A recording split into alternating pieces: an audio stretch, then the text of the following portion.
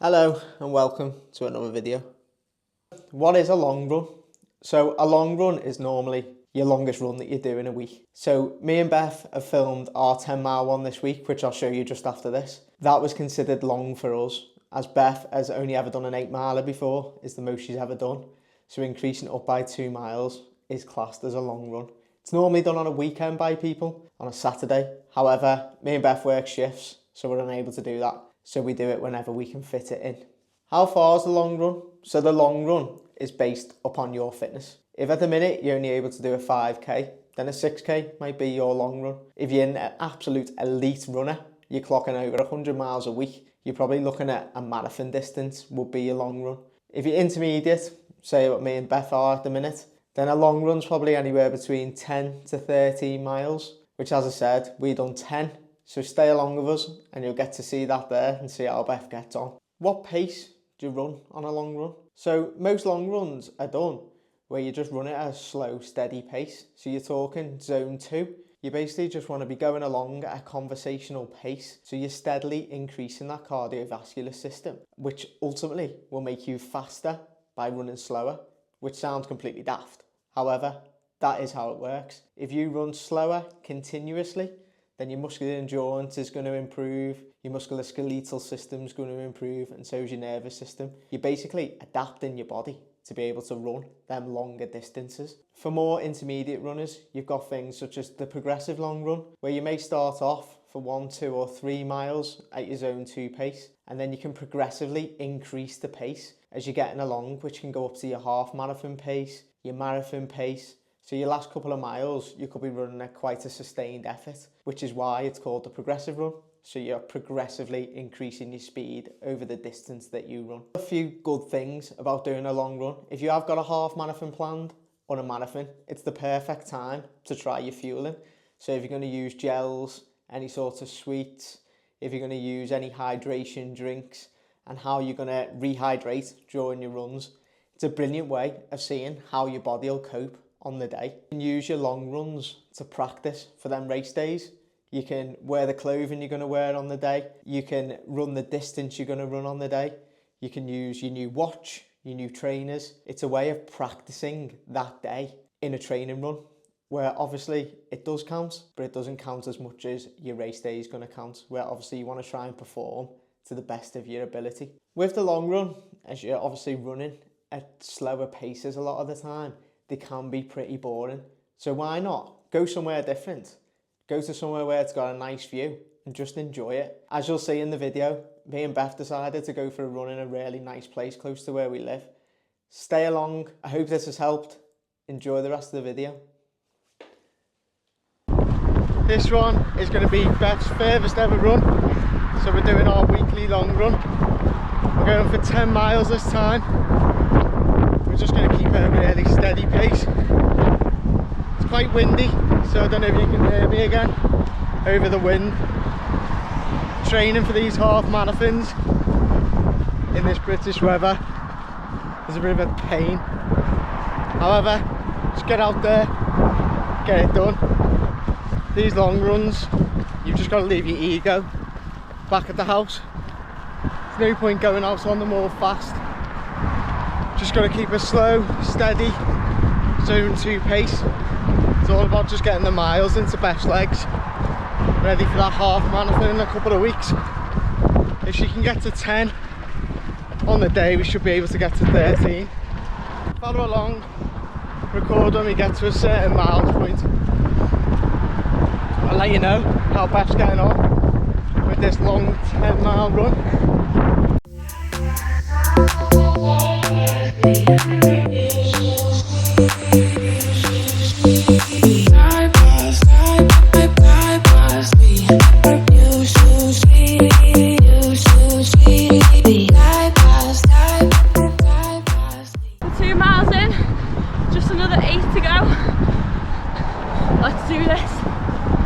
So we've got to 2 miles. We're just keeping a nice steady pace, around 10 minutes per mile. Just trying to keep Beth's heart rate down. Whole point in the long run, it's just about getting them steady miles into your legs. Basically, you want to be working aerobically and you don't want to go into that anaerobic. You want to just keep working your cardiovascular system. So when it comes to the half marathon, you can keep up them faster pace for a longer period of time. So we're just running through a little village. It's quite busy, so I'll get back to you when it's a bit quiet in a few miles. We'll see how she's getting on.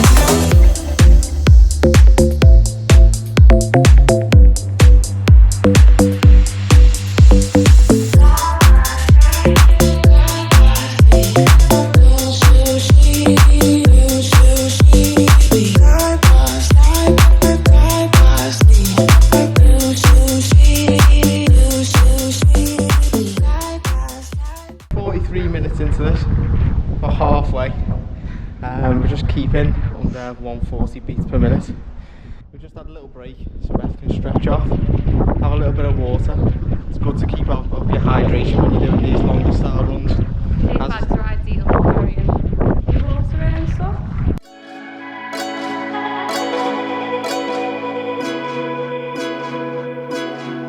Can it just be us tonight?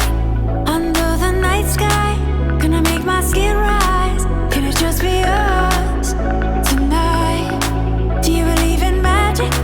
Comes from the inside. Do you believe in magic? Do you believe in magic?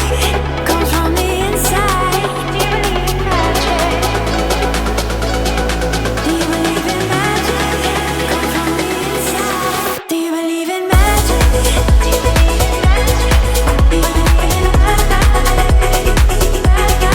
Do you believe in magic? Do you believe in magic? Do you believe in magic?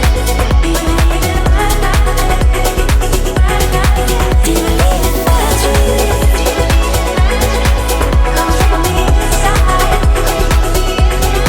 Do you believe in magic? Comes from the inside. If you're in the dark, secrets I keep. Let the world just fade away. You're all I need. Can it just be us tonight? No one can see. Give you my trust tonight. It's yours to keep. Let's fall in love tonight. In the right place, at the right time. Can we fall in love tonight? Do you believe in magic? Comes from the inside. Do you believe in magic? Do you believe in magic? Comes from the inside. Do you believe in magic? Comes from the inside. Do you believe in magic? Comes from the inside. Do you believe in magic? Comes from the inside. Do you believe in magic? 6.5 miles in now, on the home stretch back home. Just over 5k to go. How are you getting on? Good. Feeling quite tired now, but so we'll get my miles into my little legs. We're getting there. So if you followed along with this series, the longest Beth's ever done is 8 miles. So we're getting towards that point now. So I think the last 2 is going to be pretty tough.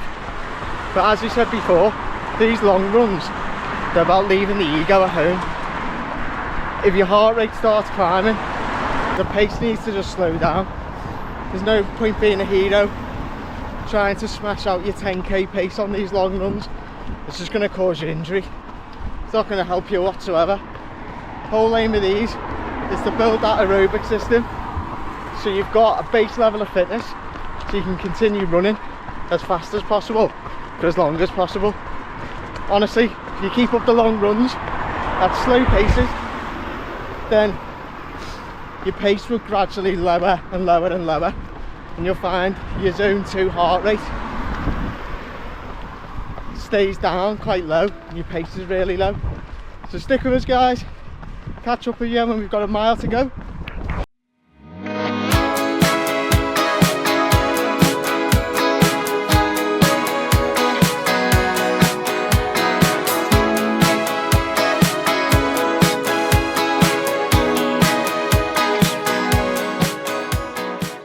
And for all you golf fans out there who watched the Open a couple of years ago, we have this on our doorstep.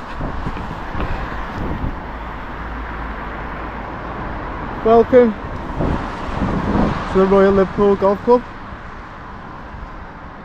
Amazing building to run past. I've never been to this part of town. Everyone is dressed up here, but looks so down. Lost in a room where my shadow drowns.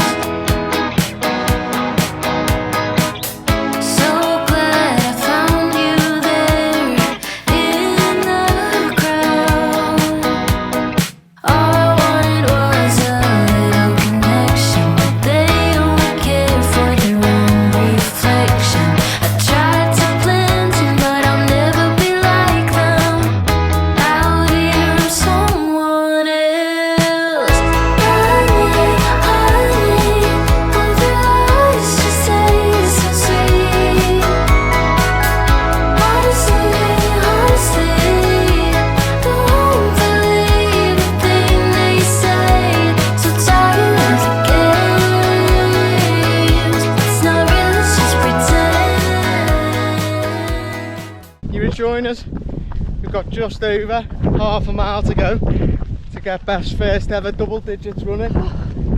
As you can see, she's really struggling.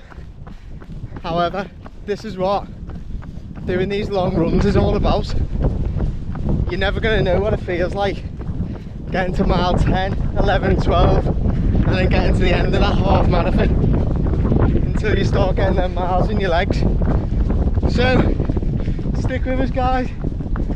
I will rejoin you in a couple of minutes when we've finished, and we'll see if Beth's still standing.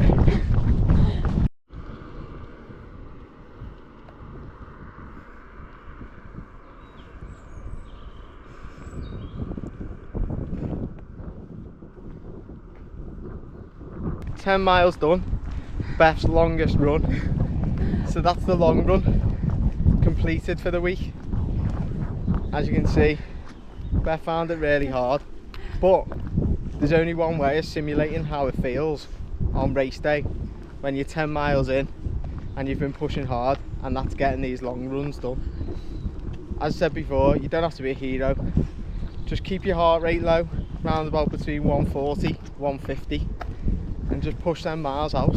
Just enjoy looking around the scenery. As you would have seen, where we run, there's quite a nice couple of sites along the way, so it does make it that little bit easier. However, the weather again's been shocking. We got drowned, blown around, but it's done. So how are you feeling after that one? Ow. I think everything hurts, but it's more, I don't feel like physically tired. I just feel like in pain. Like I could feel like I could do the 30 miles on race day, but I'm just in pain. Everything hurts. I'm too young for this. So, as I said before, that's the way it works. You get these long runs in, it does hurt, but eventually you just get used to the pain. It's all in your brain. You learn to switch off from it. You'll always have some sort of niggle on race day, unless you have an absolute blinder of a run and it feels great. So just get out there, get your long runs done each week, I promise you that pace will come down, your heart rate will stay low, and that's the way to get your better times on your half marathons and your marathons and even your 10Ks. To warm down from these long runs, just need to have a little bit of a stretch when you get home. Just stretch out them muscles to help them recover. Make sure you get some protein on board and some food just to help them muscles recover so you can get on to your next run. Have a day off. So, and then just do a little light walk home. So we've got about half a mile walk just to keep the legs rotating and not just come into a complete and utter stop, because it just builds up lactic acids in your muscle. And it's just the way you're going to get cramp and have like delayed onset muscle soreness later on. So that's all from us for this week. Don't forget to like, comment and subscribe. And follow us on our Instagram page. We're trying to grow on there, trying to get to 1,000 before the end of the year. So stick with us. Hopefully you got something from this video. And we'll see you next time. Bye.